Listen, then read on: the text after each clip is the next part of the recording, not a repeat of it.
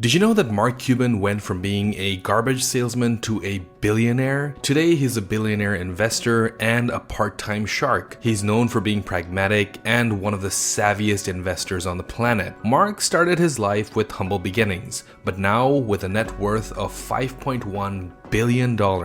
His days look a bit different from when he was going door to door trying to sell garbage bags. Like every other billionaire, Mark has some expensive tastes and definitely some interesting hobbies. And that's why I got curious. What does a month look like in Mark Cuban's shoes?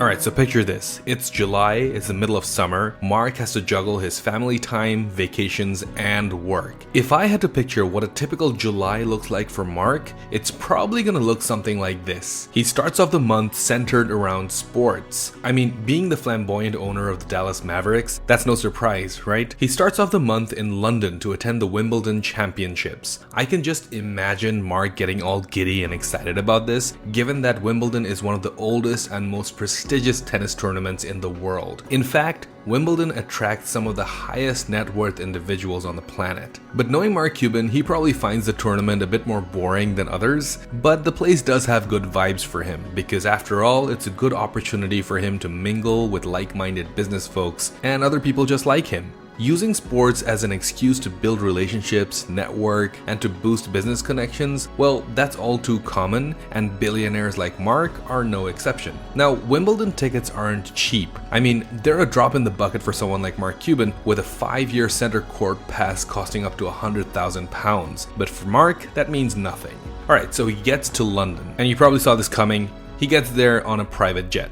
Of course, more specifically, his Gulfstream G550. He uses this to travel from the US to England. Now, Mark actually broke the world record when buying this jet in 1999 at $40 million.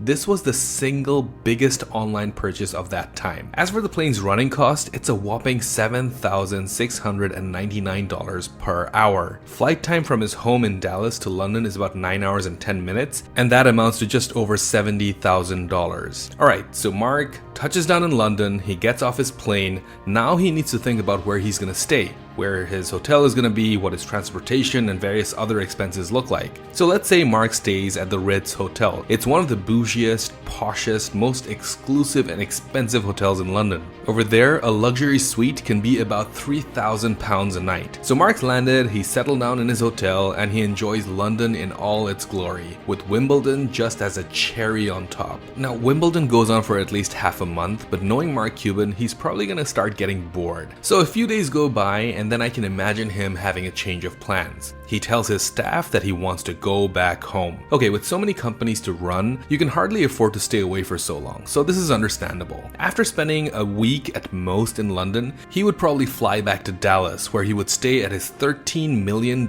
mega mansion, which has 10 bedrooms, 16 bathrooms, as well as a 3-story guest house. In Dallas, I can just picture him showing up to the American Airlines Center, which is the home stadium of the Dallas Mavericks. Now, if he doesn't have a busy schedule, he might just check in with the team and shoot a hoop or two to motivate the team. I mean, it's summer after all. Alright, so too much vacation probably gets to Mark. He likes staying sharp and he likes to stay busy. A few days after being back home and relaxing, he probably starts to plan to visit some of his other companies, meeting with clients and other business partners. Now, since it's summer after all, maybe he thinks about planning a party for his friends and other business partners. Now, we have no estimate for how much he actually spends on stuff like this, but judging by how much other billionaires spend on such events, it's probably gonna be between $5 and $10 million for a party. I mean, but that's Mark Cuban, so it's understandable. Alright, so now it's the middle of June, and Mark decides that he wants to fly from Dallas to Laguna Beach, a beautiful coastal town with many high ultra net worth individuals who own their vacation homes as well. Mark's vacation home, that's just about $19 million.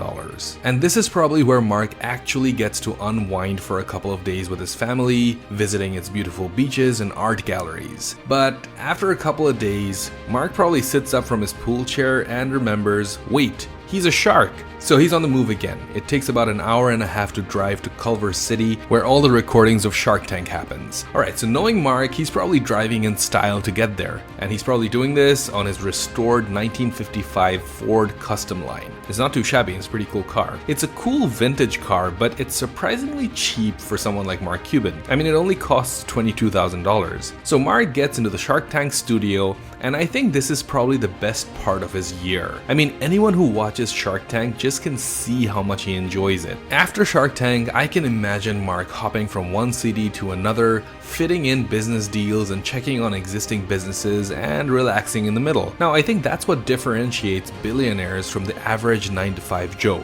Billionaires don't work all year and then wait for just 2 weeks till Christmas to take time off. They take time off whenever they want to, but they do that in style. And the price of being a billionaire is that perhaps all vacations aren't really time off for him. They're constantly needed by their teams, and they probably have to put out fires all the time. And knowing their hustle mentality, they probably can't really switch off for very long either. And just like that, June comes to an end. Mark goes back to Dallas and continues to do what he does best, be a killer businessman. Okay, so let's say you want to become the next Mark Cuban and live a month just like he did. Well, it's perfectly doable, and you start this by considering to own your own business, become an entrepreneur. But here's the thing, starting your own business can sometimes go horribly wrong. I made a video where I explained one thing you must do before you start your own business. Thanks so much for watching, and I'll see you soon.